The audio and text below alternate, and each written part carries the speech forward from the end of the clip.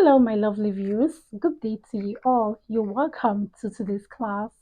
Today, we shall be discussing a topic known as simultaneous equation. Under this topic, we will be discussing the method called the substitution method. Okay, this is a very interesting topic. Let's go. The question on the board says, solve the equations 2m minus n is equal to minus 8 and m plus n as the second equation, that is m plus n is equals to 8. So what we have to do, what we expected to do in this equation is to find the values of the unknowns, which is the two letters m and n. So looking at this equation, this is the first equation, we call it equation 1, and this is equation 2. From equation 2, let's make m the subject of the formula, okay? Making m the subject of formula here will give us m is equals to this 8. This m is coming to meet the 8 crossing this equal sign becomes minus n, okay? So now we have m is equals to 8 minus n, making m the subject. So this becomes our equation 3. So this is the first step. This is let's call it step 1. Step 1 is to make m the subject of formula from equation 2, make m the subject of the formula. Now let's move on to the next step, which is step 2.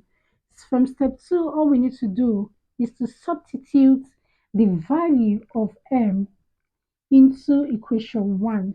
Substitute m into equation 1. And what is our equation 1? Equation 1 is 2m minus n is equal to minus 8. So substituting the value of m now is now 8 minus n. So we substitute it into this equation. So this gives us 2. Now instead of saying m, it's now 8 minus n. So we open a bracket and put in the value 8 minus n. Okay? Then minus, this is the minus here, this n. All of this now equal to minus 8. So from this point, we expand the bracket and simplify. Now, this 2 multiplies this first term in the bracket, which is 2 times 8. This gives us 16.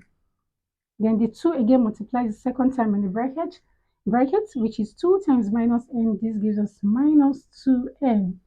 Then we have this minus n here is equal to minus 8. Simplifying further, let's rearrange. So here we have 16. This minus 8 now is crossing this equal sign to this other side. So what we are doing now is to collect like terms. The minus 8 becomes plus 8 because it is crossing the equal sign. Equal to, now this minus 2n now is crossing to this equal sign and it becomes 2n. Instead of minus 9, it becomes 2n. This 2n is the same thing as plus 2n, okay? And this minus n becomes what? Plus n. So from here, we have 16 plus 8. This gives us 24 is equal to 2n plus n gives us 3n. So from here, we have 24 is equals to 3n. To get the value of n, all we need to do is to divide both sides by what? By 3. So we divide here by 3, the right hand side by 3, and also the left hand side by 3. So from here, this 3 cancels this 3. 3 here is 1, and 3 in 24 gives us 8. So from here, we can see that n is equal to 8.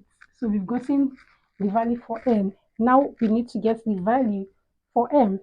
So to get the value for m, we consider equation 3. So we say from equation 3 is what? M is equals to 8 minus n. Okay? So now we say m is equals to 8 minus our n now is this 8. Okay? So what we are doing here is to substitute the value of n into this equation. Okay? So the n now is what we got as what? 8. So from here we have that m is equals to 8 minus 8 gives us what? 0. So our m is equals to 0 and n is equals to 8. So from here, we can confirm to know if we are correct. All we need to do is to pick any of these two equations, substituting the values of m and n we got, and see if the answer corresponds. So let's pick the first equation, not confirm. Yes, the interesting thing about simultaneous equation is that we can confirm your answers, okay, to know if you're correct.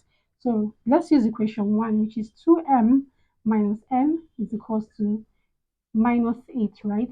Meaning that whatever we solve here must, our answer must be equal to minus 8. So let's see. This is 2. M is now what? M is 0. So we say this 2m means 2 times m, and m is 0. Then minus this n is what we got as our 8.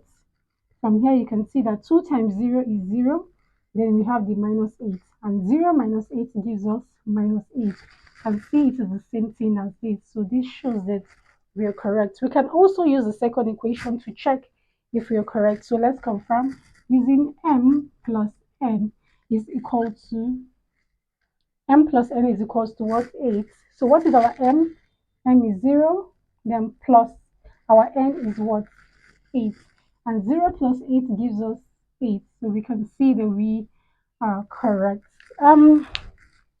Thank you for watching, viewers. In our next class we'll solve more examples and solve the other method. Okay, thank you for watching once more, and see you in our next class. Bye for now.